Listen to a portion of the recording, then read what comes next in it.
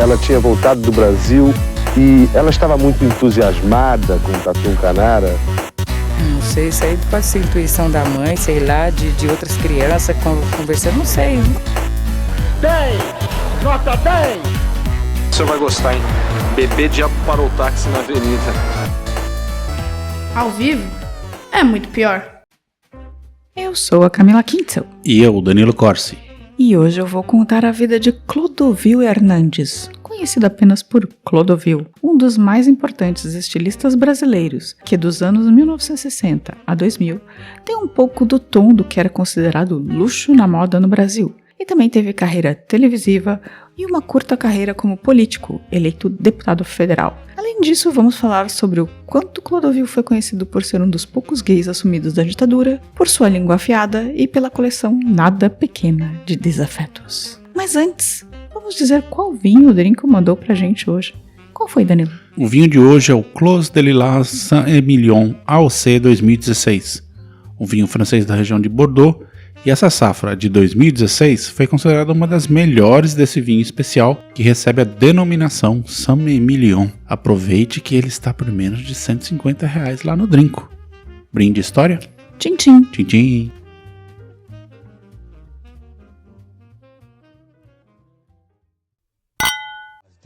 Não gosto dele, é? Não, eu quero que ele se dane. Se ele quiser morrer, seja à vontade. Que ele acredita que ele é famoso. Feio daquele jeito. Feio. Mas você imagina aquele homem pelado com aquela cara vermelha? E aquele peru vermelho, aquela pimenta de moça. Aqui, ó. Vermelho. Não, aqui, dá licença, com licença.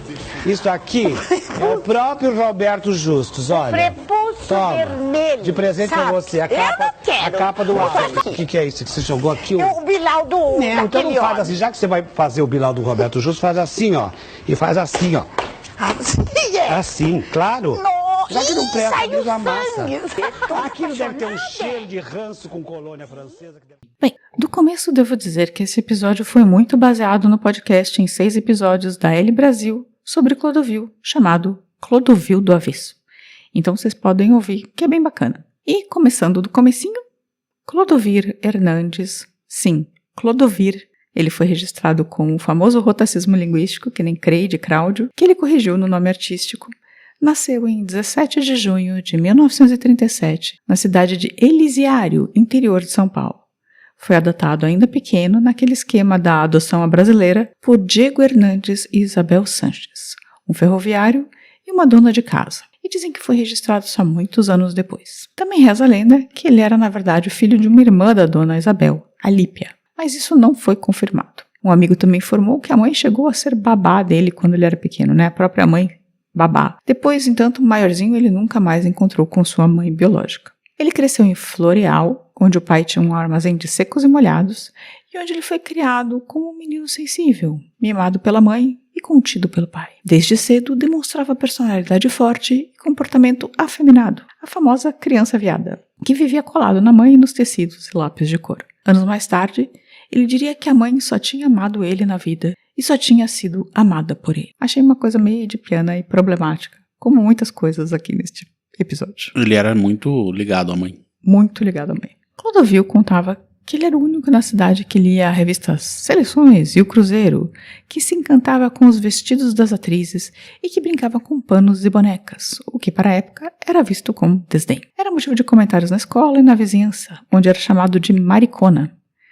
E não escondeu sua homossexualidade, mesmo enfrentando hostilidade por isso, por longo da vida. E também aprendeu a se defender. Reza a lenda que Clodovil nunca levou um desaforo para casa, desde muito pequenininho. Os pais não tinham muito dinheiro, mas queriam que ele tivesse um futuro. Por isso mandaram ele para um colégio interno aos 11 anos. Ele aprendeu francês perfeitamente, teve uma ótima educação. Mas também foi nesse colégio que, segundo uma entrevista em 1970, ele foi abusado pelo diretor da escola. E a coisa mais maluca é que, mesmo adulto, ele não via esse abuso como uma coisa ruim.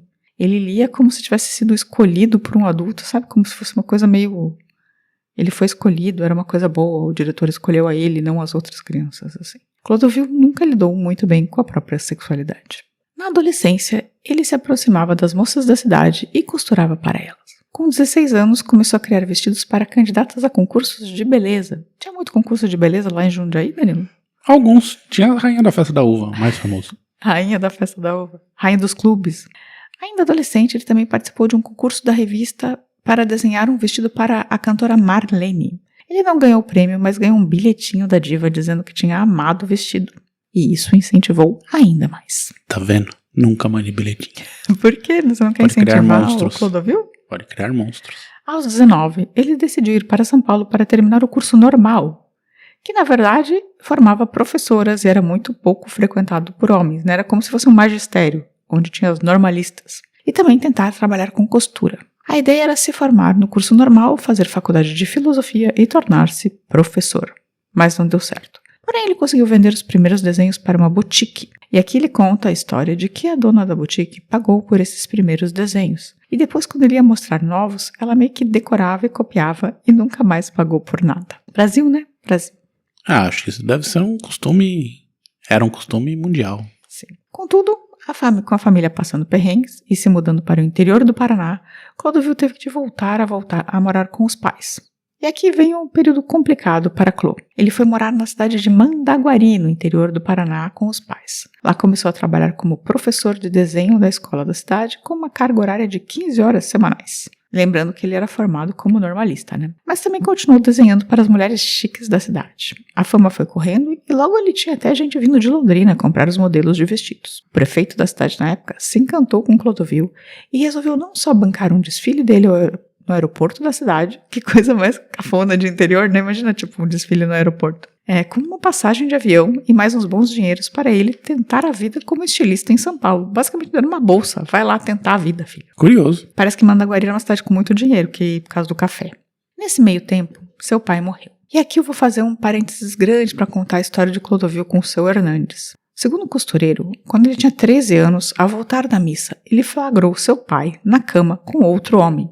E não só outro homem, mas seu tio, o irmão da mãe e cunhado do pai, né?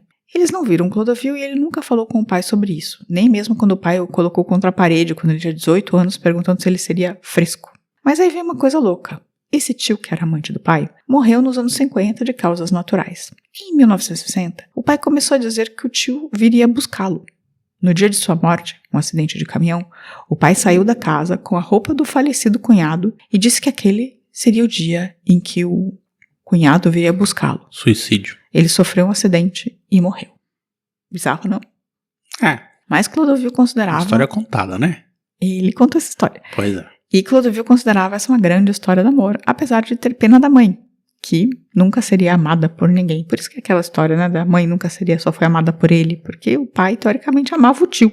Enfim, com a morte do pai e a mudança para São Paulo, Clodovil buscou a mãe e começou a fazer sua carreira decolar. Eles passaram por muitos perrengues nessa época também, foram sustentados por umas mulheres, tiveram umas mulheres que ajudaram ele, né, nesse momento. Com esforço e muito talento, Clodovil ingressou no mundo da alta costura nos anos 1960, criando roupas sob medida para mulheres da elite paulistana, em especial para as casas de moda da época. Assim, o termo alta costura que eu estou usando, mas não é bem alta costura, porque alta costura só pode ser usado na França, sabe? A gente poderia chamar de alta moda, alguma coisa assim, é tipo champanhe. Enfim. Logo ele virou referência no cenário da moda brasileira, ao lado de nomes como Denner Plampona, com quem teria um desentendimento eterno. Eles, teoricamente, se odiavam. Denner o chamava de negavina, um tipo de xingamento racista. Já Clodovil respondia a Denner com gênio asmático e caveira, porque o Denner era magrinho. Os dois até inspirariam uma novela nos anos 80, chamada Tititi, que reproduzia essa chamada Guerra das Tesouras, que estava sempre na TV e nos jornais. Você lembra, Danilo, do Luiz Gustavo e Reginaldo Faria como Victor Valentim e Grande Jacques clássico, Leclerc? Clássico da teledramaturgia. Foi baseado em Clodovil e Denner. Sabia. Enfim, mas tem gente que fala que, na verdade, o Clodovil e o Denner não se odiavam tanto assim. Eles até iam pra balada, e juntos e tal. E eles fizeram desse ódio meio que uma coisa de marketing, mesmo que o ódio ajudava na carreira dos dois. Ódio vende, né? Ódio vende. Mas teve um momento que o Clodovil foi ao programa Silvio Santos e passou por um detetor de mentiras. E só quando o Silvio Santos perguntou, você tinha mesmo raiva do Denner? E o Clodovil respondeu não. O detetor de mentiras falou que, o polígrafo falou que, na verdade, ele estava mentindo. Então, se você acreditar em polígrafos, eles não estavam bem mesmo. Mas Clodovil foi fazendo sua carreira crescer, em especial ganhando reconhecimento. Ainda nos anos 60, ele ganha seus primeiros prêmios como Agulha de Ouro e Agulha de Platina. Também nessa época é que começa a tentar chegar a um número maior de pessoas. Primeiro com os programas de rádio. No final dos anos 60, ele tinha um programa na rádio Jovem Pan chamado Clodovil o Divino, em que fazia comentários de moda. Você já teve um programa chamado Danilo o Divino? Não. Queria muito ter esse Camila Divina, muito bom, né? Bem, apesar do sucesso entre os ouvintes, sua participação foi alvo da censura. Em 1969, o Tribunal Federal de Recursos proibiu o programa, alegando que a inflexão de voz do costureiro violava o Decreto-Lei 20.493 de 1946, que proibia conteúdos que pudessem divulgar ou induzir aos maus costumes. Uma censura motivada por preconceito moral conservador. Clodovil também foi acusado de criticar o figurino da primeira-dama, Yolanda Costa e Silva, o que mais tarde ele negou, dizendo que havia criticado sua atitude, e não a roupa.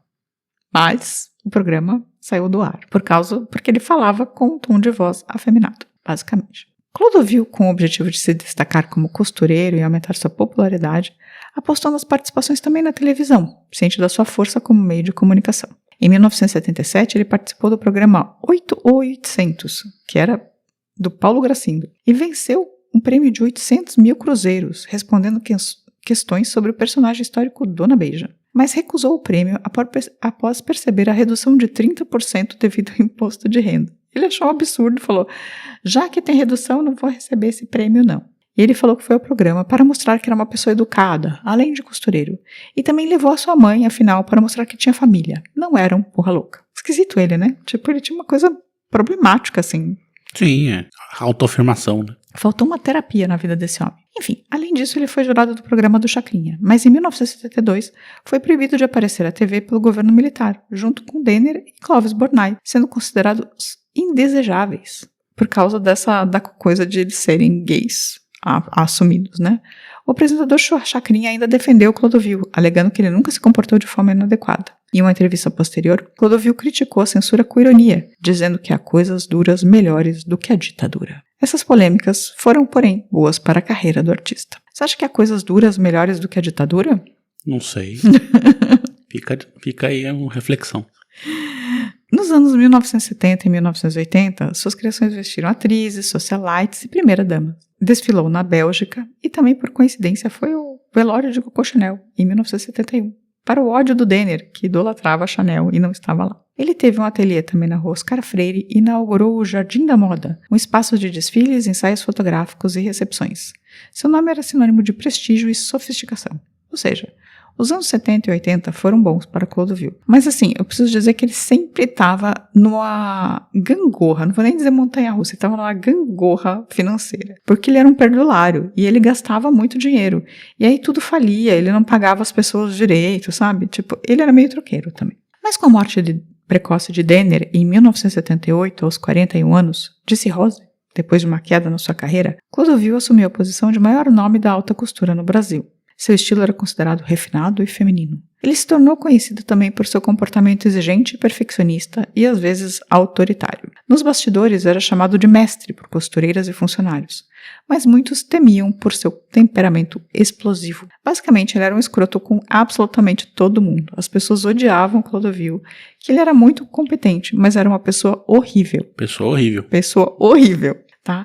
Assim, tipo, mesmo no podcast, lá tem umas pessoas tentando passar pano, mas assim, ele era uma pessoa horrível. Tipo, um péssimo amigo também. Nos anos 1990, a moda mudou e Clodovil passou a perder espaço para estilistas mais jovens e marcas internacionais. E aí ele tentou diversificar. Lançou uma linha de jeans, perfumes e lançaram até uma marca de carro com seu nome, o Monza Clodovil, que só vendeu 12 unidades. Você viu o Monza Clodovil? Nunca nem sabia que existia isso. Tinha assentos de couro e tinha as iniciais dele.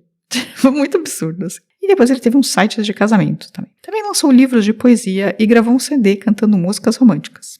Embora com pouco sucesso. Será que encontraremos para o episódio? Clodovil cantando. Então temos, porque na década de 70, nessa coisa de aparecer na TV e de cantar, era uma coisa que não tinha começado ali. Desde os anos 70 ele tentava entrar como apresentador na TV. E ele tinha conseguido cantar uma vez no Fantástico, inclusive. Uma música que a gente vai colocar aqui. L'amour c'est un refrain qui va, qui revient. Il nous attend tournant d'un chemin. cœur le temps d'un bonheur. Puis un matin il s'en va.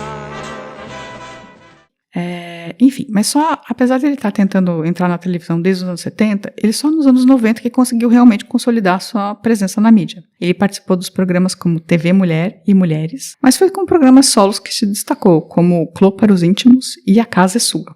E aqui também preciso dizer que ele foi demitido de absolutamente todos os programas de TV em que ele trabalhou. Todos. Isso porque ele simplesmente ofendia as pessoas. No TV Mulher e Mulheres, ele brigou com a Marília Gabriela, brigou com a Marta Suplicy.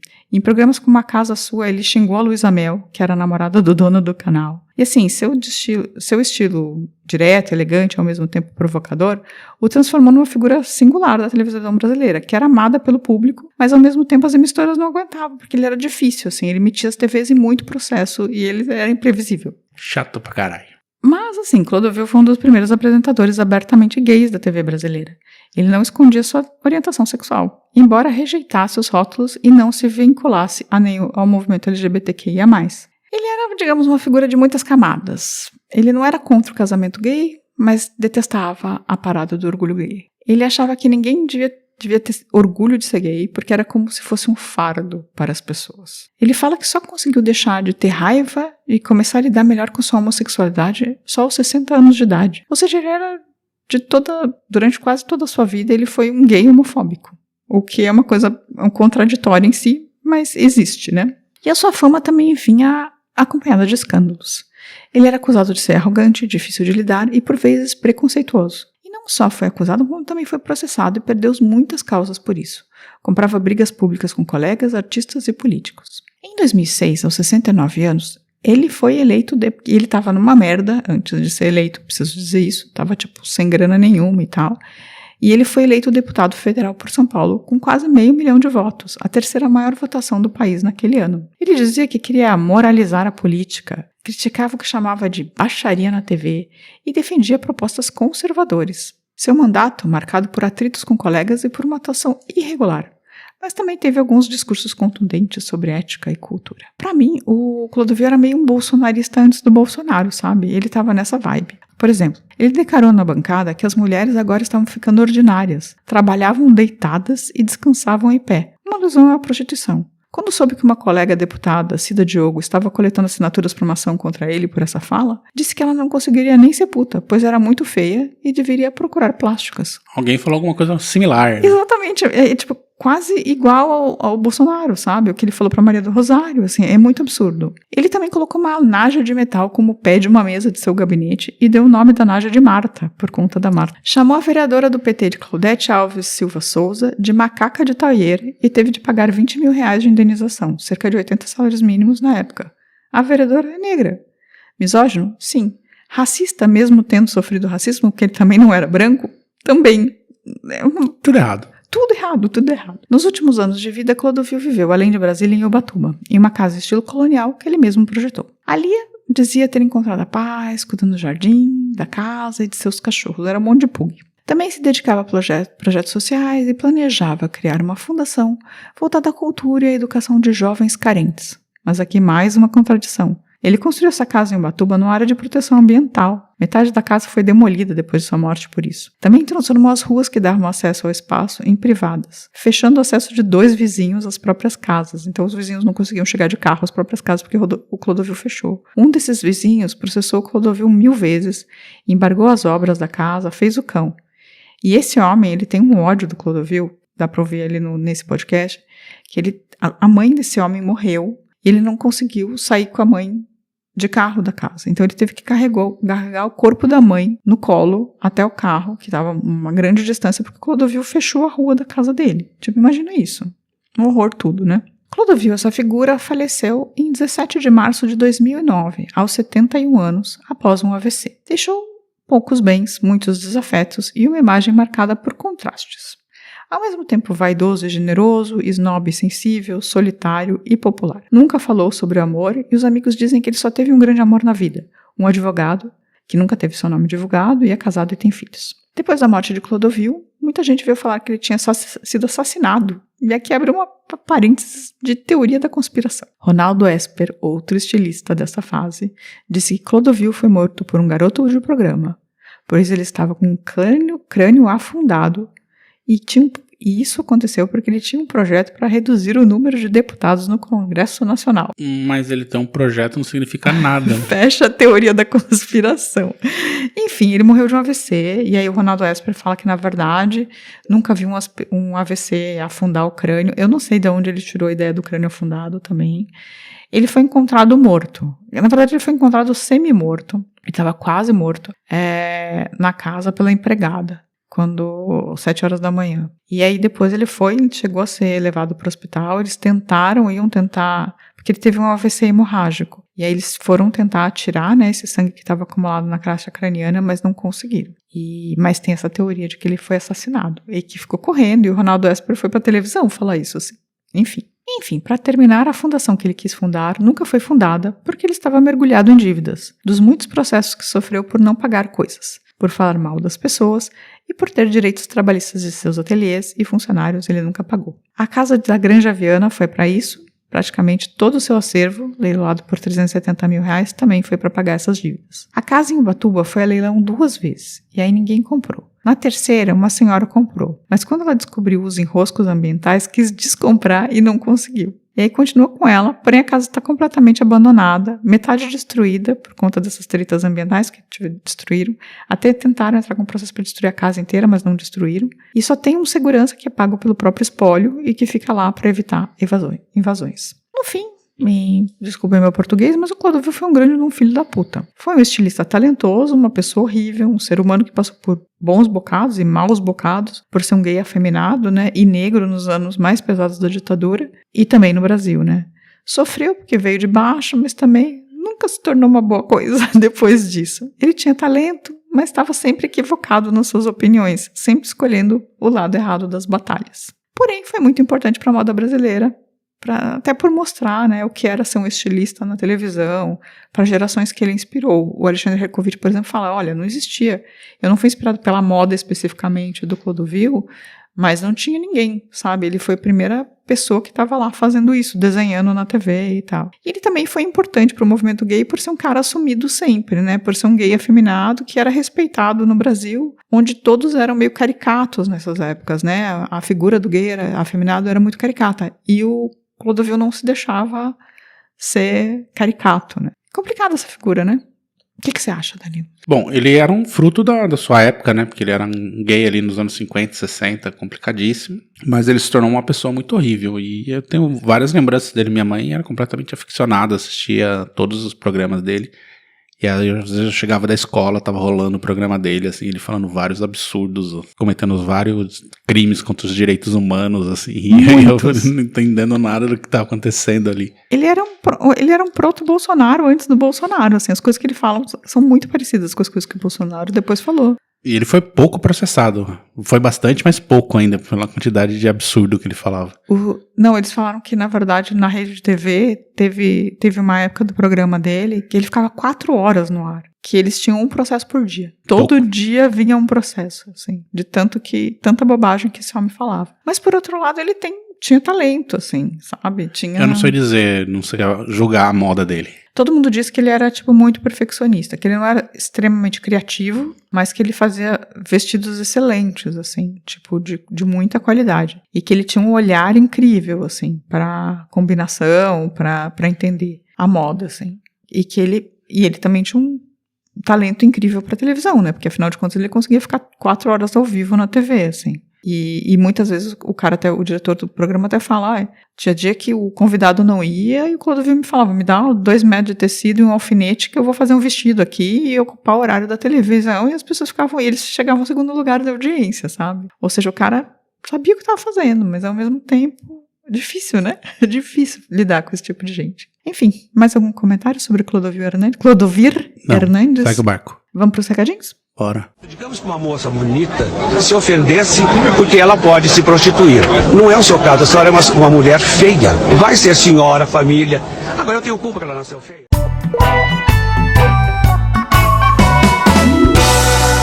Recadinhos.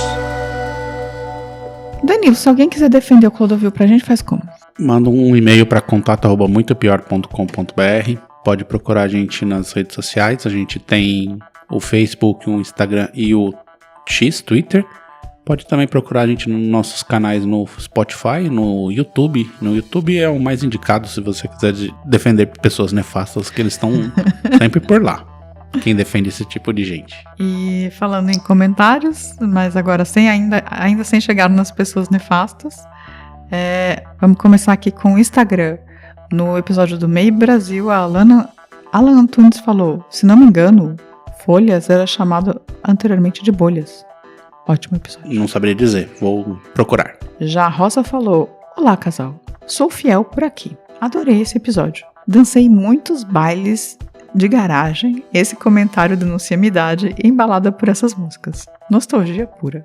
Salve, casal. Fato. Você foi a bailes de garagem? Fui, mas não tocava essas músicas não, já era outras músicas. Eu fui também a muitos bailes de garagem, mas também não tocava. Não sei se tocava essas músicas, eu não lembro. Acho que não, porque essas músicas eram anos 70, eu já li, era mais anos 80, bem mais. Meu primeiro baile de garagem que eu tinha 10 anos de idade, sei lá. Bem, a Tânia Alexandre, que tá sempre aqui. Obrigada, Tânia. Ela falou: nossa, eu era muito nova, mas me lembrei de alguma dessas músicas. Minha mãe as ouvia e cantava tudo errado, enquanto eu tentava imitar. Grande information. Muito bom. Já o Marcos Lázaro falou: Morris Albert, um plagiador? Eita, sugestão de pauta. Os plagiadores internacionais contra os nossos músicos. Rod Stewart chupinhando Jorge Benjor, Adele chupinhando Matilda da Vila e por aí vai. Tem bastante, hein? Surpresa, tá na pauta. Tá na pauta, em breve. Já a Adriana Nascimento mandou: sempre adoro todos os episódios da história da música e biografias de músicos no Brasil. Esse especial achei uma delícia de conhecer. Obrigada, casal. De nada. Já no Casimiro, o Marcelo mandou: moro a 80 quilômetros de Casimiro, numa cidade chamada Conceição de Macabu. Minha cidade é pequena. Que é pequena, esvaziou. Quem pôde foi pra Casimiro. Fiquei doido pra ir. Eu só tinha 12 anos. Não podia, criança não pode VT. Tava vetado, inclusive, na lista. Bem, já a Rosana Lima mandou: amo o podcast de vocês. Camila, você é incrível, não ligue pros comentários pejorativos. Nossa, Rosana, se eu ligasse, já tá no 7º ano. Eu tô aqui só apanhando. Toda semana eu apanho um pouco. É que você não pode rir da desgraça. Toda semana tem um comentário falando mal de mim, toda. Então é isso, lidamos. Já no episódio da coleção Vagalume, a Paula Cavalari Azevedo mandou: o Pintinho era do primeiro volume da coleção por conta da crônica do Fernando Sabino. Tem o Poder Ultra Jovem e a Velha Contrabandista. A Velha Contrabandista é aquela velha da Lambreta? Eu amo essa crônica. Não sei dizer. Eu amo a velha da Lambreta. Enfim. Já a Isha, no movimento Made in Brasil, mandou: episódio que me lembrou o Painho mais uma vez. Ernesto Nazaré e Folhas era muito a cara dele. Saudade dele. Amo vocês dois. Um beijo. Já a Camila com K mandou: aprendi com a minha mãe a amar todas essas músicas. Todo mundo empurrando pras mães, né? Eu não aprendi com a minha mãe a amar essas músicas, não. Minha mãe só ouvia Julio Iglesias e Roberto Carlos. Agora o Made in Brasil é das mães e o pai ouvia o Paulo Diniz, né? Isso. Já o Márcio Nato, na história da Cracolândia, mandou: essas medidas radicais, os de força, brutalidade, não resolvem nada. A medida do comunista Haddad, talvez a longo prazo, teria dado um resultado satisfatório. Comunista Haddad é ótimo. Mas tudo para a ignorância brasileira é auxiliar bandido. No entanto, não consigo entender como o ser humano se deixa levar por algo tão destrutivo.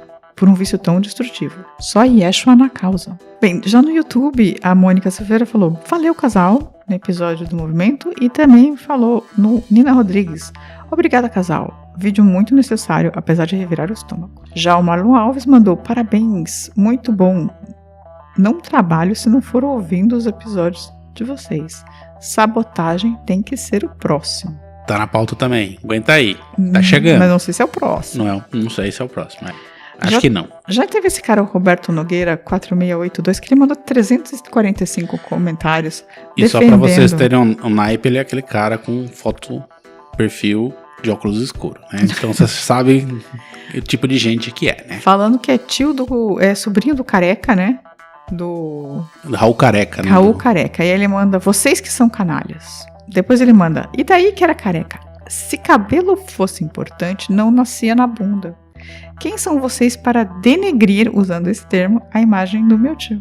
Somos pessoas comuns que podem falar dessa pessoa nefasta. Nossa, cara, vem o sobrinho do canalha aqui, não aguento. Enfim, o John Mercúrio mandou também Baile dos Envenenados, o caso mais macabro da história do Brasil, que eu acho que é um hoax, mas eu dei uma procurada aqui por cima. Talvez seja, mas a gente pode ver. E vamos ver aqui no Instagram. A Silvia Romin mandou: bom dia, casal, adorei o episódio, obrigada. Obrigada a você, Silvia, que está sempre aqui. Já Alan Antunes Gomes mandou: ótimo episódio. Mesmo cantando em inglês, fizeram sucesso. Nosso gingado era diferente. Outro caso que pode virar episódio são as bandas de estúdio, como os Super Quentes e os Motoras, que eram compostos por grandes artistas. Verdade. Tem vários. É uma boa pauta. Uma boa pauta. Já o Anderson Rocha mandou excelente episódio. Adoro os episódios mais leves. O de hoje foi leve também. Clodovil, gente, minha defesa. Né? Não sou só eu que mando essas coisas horríveis. O Daniel também tem uns horríveis. Já o Estreito mandou delícia de episódio. Talvez não se encaixe perfeitamente no tema, mas me fez lembrar de uma música praticamente desconhecida em inglês do Tim Maia, de composição do próprio, no primeiro álbum de 1970, Jurema. A batida da música combina a pureza da voz do cara, são espetaculares. O Tim Maia tinha umas canções em inglês também. E nessa época aí, provavelmente ele também tava pegando a onda desses brasileiros made in Brasil que tava fazendo bastante sucesso. Quase certeza. É possível. Já o Marcelo JV mandou: muito bom, parabéns mais uma vez pela pesquisa. O podcast Rádio Escafandro tem o episódio Os Falsos Gringos, onde conversa com Elia Costa Manso. Recomendo. Ouvi pra fazer parte, né? Fez parte da pesquisa. E para as pessoas que deram um curtir lá, foi a Kelfinha com K, Evaldo Novelino, Pablo Straioto, o Dante Villacli, Nélio Ramos, William Heblin, o Tom do Pinado Oficial, Cláudio Oliveira, Anderson Rocha, CF Souza, Silvia Reis, Silvia Romin, Cláudio M. Santos e a Nana PJ. E no X a gente teve também Rafa Souza e Cláudio Schubert e Murilo. Apenas Murilo, que curtiram. E a Kelfinha veio com o que aqui falar no Twitter. No X. Fala, casal. Então, meu pai fez uma modesta participação neste movimento. Olha só. Eu me lembro que ele esporadicamente comentava com a minha mãe coisas do tipo: você viu que ainda caiu aquele dinheiro na nossa conta? Aquele dinheiro? Lê-se uma faixa que ele e mais um colega gravaram bem nessa linha que vocês apresentaram, em inglês, uma baladinha romântica, com pseudônimos em inglês que lembravam algum famoso da época. A tal faixa foi pedida a eles, pois precisavam de uma música para completar o álbum. Agora só faltou contar quem, né? Qual música, manda né? Pra gente, aí. Por gentileza, Kelfinha, manda no contato @muitopior.com.br. Ou manda um direct pra nós lá. Pra gente colocar seu pai aqui nesse podcast, por gentileza. Obrigada. E o Ricardo Cravo mandou um e-mail pra gente. Porque tem gente que manda e-mail. E eu gosto de gente que manda e-mail. Caros Camila e Danilo, mais um episódio necessário e sensacional. Caso vocês queiram um mergulho mais profundo com histórias deliciosas, recomendo fortemente 2 documentários, gente. A História Secreta do Pop Brasileiro, de 2019, série documental com histórias de bastidores incríveis, e Hit Parade, de 2021, série de televisão que satiriza o cenário musical dos anos 80. O Hit Parade não é documentário, não. É um filme. É uma série. Uma série, tá. Essas obras conversam entre si e têm o toque mágico e cuidadoso de quem? André Barcinski. Tanto na criação como na direção. Ambas disponíveis na Globoplay. Viu? Então, gente... assistam. Ricardo Cravo dando ótimas dicas aqui pra gente. E você tem mais algum comentário? Não, segue o barco. Então tá. Até mais, até semana que vem. Semana que vem estaremos de volta. Um beijo. Tchau, tchau. Tchau.